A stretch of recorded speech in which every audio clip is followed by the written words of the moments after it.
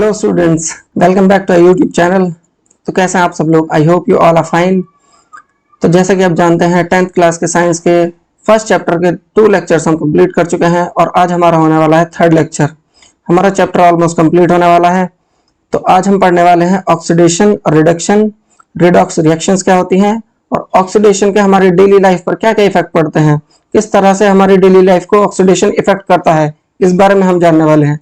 और आपने थंबनेल में भी देख लिया होगा स्टैच्यू ऑफ लिबर्टी का कलर पहले कैसा था और अब कैसा हो चुका है, तो इस बारे में भी आज हम जानने वाले हैं। तो ये स्टार्ट करते हैं अपना टॉपिक। सबसे पहले हमारा आता है, देखो टाइप्स ऑफ केमिकल रिएक्शंस हम पढ़ रहे थे और टाइप्स ऑफ केमिकल रिएक्शन में हमने ये सारी रिएक्शंस पढ़ ली थी। आज हमें पढ़ना है ऑक्सीडेशन एंड रिडक्शन। तो आइए देखते हैं। सबसे पहले आता है हमारा oxidation. What is oxidation?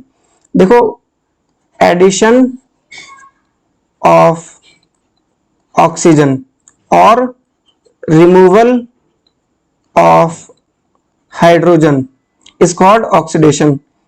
Addition of oxygen and removal of hydrogen, ये क्या कहलाता है? ऑक्सीडेशन कहलाता है। आइए एक बार रिएक्शन से देख लेते हैं।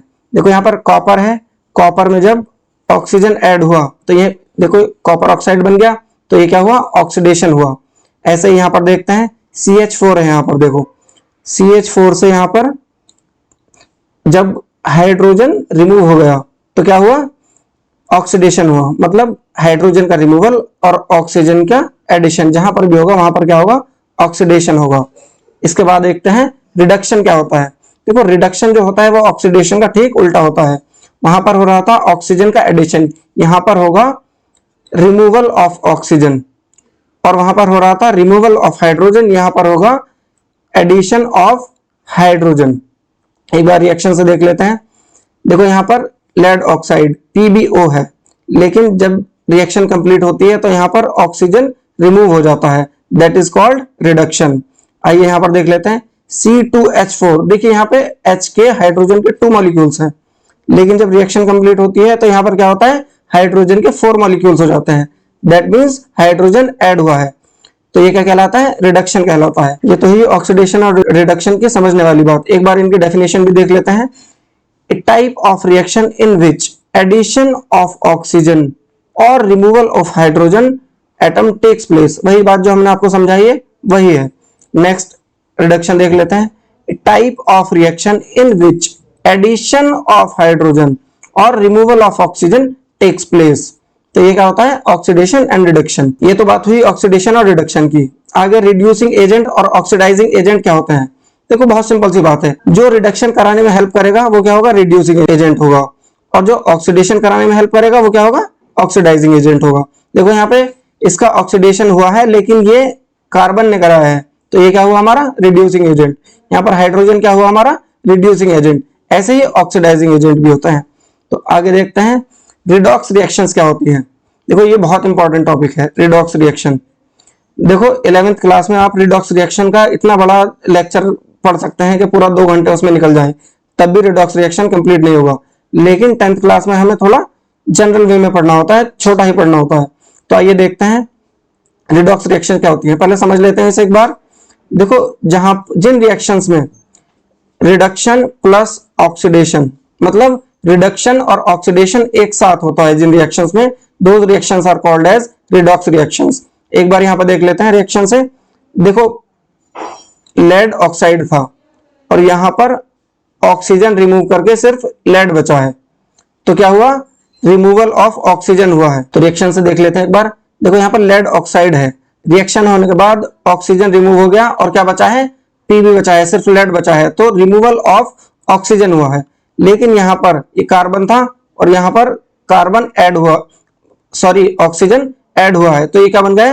Carbon dioxide. देखो ऑक्सीडेशन एक जगह से रिमूव हुआ है और एक जगह ऑक्सीजन ऐड हुआ है, तो यहाँ पर क्या हुआ? रिडक्शन भी हुआ और ऑक्सीडेशन भी हुआ है। तो हम क्या कह सकते हैं? ये क्या है? रिडॉक्स रिएक्शन है। एक और देख लेते हैं BaSO4। देखो यहाँ पर क्या है? यहाँ पर ऑक्सीजन लगा हुआ था, मतलब एडेड था, लेकिन यहाँ पर आकर ऑक्सीजन रिमूव हो गया है। और ऐसे यहाँ पर कार्बन में ऑक्सीजन नहीं था, लेकिन यहाँ पर ऑक्सीजन ऐड हो गया है, तो ये क्या है? ये भी रिडॉक्स रिएक्शन है। आई होप आप लोग समझ चुके होंगे। तो आइए आगे देखते हैं effects of oxidation on our daily life. जैसा कि हमने आपको बताया था कि हम आज ऑक्सीडेशन के इफेक्ट्स पढ़ने वाले हैं, एनसीईआरटी में भी हमारा टॉपिक है। तो देखते हैं सबसे पहले इफेक्ट क्या है, कोरोजन। कोरोजन क्या होता है? देखो सिंपल वर्ड्स में अगर हम बात करें तो आपने लोहे पे जंग लगता हुआ देखा होगा। ये जो जंग लगने की प्रोसेस होती है, ये जो जंग ऊपर लग जाता है, इसे कोरोड बोला जाता है, और ये पूरी प्रोसेस क्या कहलाती है? ये कोरोजन कहलाती है। ऐसे आप तो आपने लोहे पर तो देखा है, लेकिन ये अदर मेटल्स पे भी लगता है। आइए उसके बारे में एक बार देख लेते हैं। सबसे पहले डेफिनेशन देख लेते हैं एक बार। When a metal is attached by substance around it such as moisture, acids, etc., it is corrode and this process is called corrosion। मतलब जो लेयर बन जाती है वो क्या कहलाता है? कोरोड कहलाता है, और ये पूरी प्रोसेस क्या कहलाती है? कोरोजन कहलाती है। एग्जांपल से देख लेते हैं। देखो सिल्वर के ऊपर ब्लैक कलर की कोटिंग आ जाती है, वो भी कोरोजन होता है। कॉपर के ऊपर ग्रीन कलर की कोटिंग आ जाती है, वो भी कोरोजन होता है। और ये वाला लोहे वाला तो आपने आयरन वाला सबने पता ही होगा, देखा ही होगा। ब्राउनिश रेड कलर की कोटिंग आ जाती है आयरन के ऊपर, और इसे स्पेसिफिकली क्या कहा जाता है? रस्टिंग भी कहा जाता है। एक बार पिक्चर्स की हेल्प से हम देख लेते हैं। देखो सिल्वर की जो अंगूठियां होती हैं चांदी की, वो कुछ टाइम बाद ब्लैक पड़ जाती हैं ऐसी। यहाँ पर भी आप लोग देख सकते हैं। ये ब्लैक किसकी वजह से हो गई है? ऑक्सीडेशन हो गया है इनका। आपके घर में मम्मी है, उनसे भी आप पूछ सकते हैं कि उनके जो गहने हैं वो कुछ टाइम के बाद ब्लैक पड़ जाते हैं, तो वो किस वजह से होते हैं? ऑक्सीडेशन की वजह से होता है। आगे देख लेते हैं। देखो ये कॉपर का पाइप था, कुछ टाइम बाद इस पर ग्रीन कलर की कोटिंग आ गई है, तो ये किसकी वजह से हुआ है? ऑक्सीडेशन की वजह से। देखो इसका सबसे बढ़िया एग्जांपल जो हम देख सकते हैं वो है हमारा स्टैच्यू ऑफ लिबर्टी। देखो 1886 में जब स्टैच्यू ऑफ लिबर्टी बनाया गया था तो वो कॉपर कलर का था, क्योंकि कॉपर से बना हुआ है तो कॉपर के कलर का था। लेकिन ओवर द इयर्स इसमें ऑक्सीडेशन होने के बाद इसका कलर कुछ ऐसा हो चुका है ग्रीन, क्योंकि इस पर ग्रीन कलर की कोटिंग आ गई है। देखो यहाँ पर आपको शायद क्लियर ना दिख रहा हो, तो एक बार इसका जूम इमेज देख लेते हैं। कुछ इस तरह का हुआ करता था स्टैच्यू ऑफ लिबर्टी, लेकिन अभी कैसा हो गया है? बिल्कुल ये ग्रीन कलर की कोटिंग आ गई है इस पे। तो ये कैसा हो चुका है? ऑक्सीडेशन की वजह से हो चुका है ऐसा। तो आगे देखते हैं। ये वाला तो आपने सबने देखा ही होगा, लोहे के ऊपर ब्राउनिश रेड कलर की कोटिंग आ जाती है। This is called as rusting. तो ये रस्टिंग है, देखते हैं methods to prevent rusting. Rusting को किस तरह से प्रिवेंट किया जा सकता है होने से? सबसे पहले आपको पता है लोहे की चीजों पर आपने देखा होगा ग्रीसिंग की जाती है। साइकिल की चेन में, मोटरसाइकिल की चेन जो होती है उस पर जंग ना लगे इस वजह से क्या करते हैं? ग्रीस लगाया जाता है, ऑयल्स भी लगाए जाते हैं, तो वो क्या होता है? ऑयलिंग और ग्रीसिंग से प्रिवेंट हो जाता है। दूसरा पेंटिंग। पेंटिंग मतलब हमारे जो खिड़की दरवाजे होते हैं लोहे के, उन पर पेंट किया जाता है, जिससे क्या होता है? ऑक्सीडेशन से बच जाती है वो, और रस्टिंग नहीं हो पाती। नेक्स्ट हमारा गैल्वेनाइजेशन। देखो जब जिंक की कोटिंग कर दी जाती है लोहे के ऊपर तो उसको क्या बोला जाता है? गैल्वेनाइजेशन बोला जाता है। नेक्स्ट हमारा उससे भी क्या होता है? प्रिवेंशन होती है, किससे? रस्टिंग से। नेक्स्ट है हमारा इलेक्ट्रोप्लेटिंग।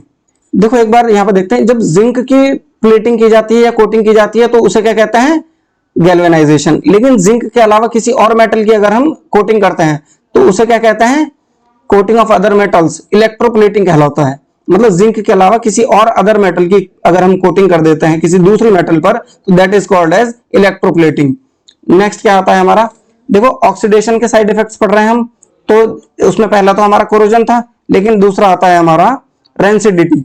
रेंसिडिटी क्या होता है? तो रेंसिडिटी क्या होता है? रेंसिडिटी में आता है हमारा, देखो जो ऑयल कंटेनिंग फूड्स होते हैं या फैट कंटेनिंग फूड होते हैं वो अगर थोड़े टाइम बाहर रख दिए जाएं तो उनकी स्मेल और टेस्ट चेंज हो जाता है, तो वो फूड जो होते हैं रेंसिड हो जाते हैं, स्मेल चेंज हो जाती है और उनका टेस्ट चेंज हो जाता है, टेक्सचर चेंज हो जाता है। That is called rancid. और ये पूरी प्रोसेस क्या कहलाती है? रेंसिडिटी कहलाती है। एक बार डेफिनेशन भी देख लेते हैं। When food containing fats and oils are oxidized, they become rancid and their smell and taste changes. This is called rancidity। ये पूरी प्रोसेस क्या कहलाती है? रेंसिडिटी कहलाती है। तो रेंसिडिटी से बचने के हमारे प्रिवेंशन क्या हो सकते हैं? मेथड्स क्या हो सकते हैं? किससे हम रेंसिडिटी से बच सकते हैं? देखो सबसे पहले इसमें हमारा आता है adding of BHT and BHA। ये BHA और BHT क्या होता है? ये एंटीऑक्सीडेंट होते हैं। इसका फुल फॉर्म होती है BHA की ब्यूटी हाइड्रोक्सी एनिसोल और BHT की ब्यूटी हाइड्रोक्सी टोलुइन। हालांकि ये आपके लिए इंपॉर्टेंट नहीं है, लेकिन फिर मैंने बता दिया। They are antioxidant which prevent oxidation of food. Antioxidant डाले जाते हैं फूड्स में, जिससे क्या होता है? रेंसिडिटी से बचा जा सकता है। नेक्स्ट क्या है हमारा? Flushing of N2 gas in food packets. देखो जो चिप्स और कुरकुरे के पैकेट्स होते हैं उनमें क्या होता है? फ्लश की जाती है नाइट्रोजन। बहुत ज्यादा प्रेशर से नाइट्रोजन डाली जाती है, जिससे कि सारी ऑक्सीजन जो होती है अराउंड उसके वो सारी बाहर निकल जाती है, और नाइट्रोजन जैसे ही फिल होती है उसे ऊपर से पैक कर दिया जाता है। इससे क्या होती है, नाइट्रोजन अंदर रह जाती है और फूड ऑक्सीडेशन से बच जाता है। नेक्स्ट आता है हमारा keeping food in air tight containers. देखो एयर टाइट कंटेनर्स जो होंगे उनमें अगर हम फूड रखेंगे तो जाहिर सी बात है उनमें एयर नहीं जा पाएगी, और एयर में हमारी ऑक्सीजन होती है, और जब ऑक्सीजन नहीं आएगी तो ऑक्सीडेशन भी नहीं हो पाएगा, तो उससे भी क्या होता है, प्रिवेंशन हो जाता है। नेक्स्ट आता है हमारा keeping food in cool places like refrigerator and keeping food in dark places. देखो रेफ्रिजरेटर होता है वो कूल प्लेस भी होता है और डार्क प्लेस भी होता है। हालांकि जब हम फ्रिज को खोलते हैं तो लाइट जलती है, लेकिन जब आपने कभी देखा होगा चुपके से, तो जब हम बंद करते हैं फ्रिज को तो बिल्कुल लास्ट मोमेंट पे जाके लाइट बंद हो जाती है। तो डार्क प्लेसेस में और कूल प्लेसेस में क्या होता है, रिएक्शन टेक्स प्लेस नहीं करती है, तो उससे क्या होता है, प्रिवेंशन होता है हमारा रेंसिडिटी से। और लास्ट हमारा आता है वैक्यूम पैकिंग। देखो किसी भी चीज की अगर पूरी एयर निकाल ली जाए तो बिल्कुल सिकुड़ जाती है।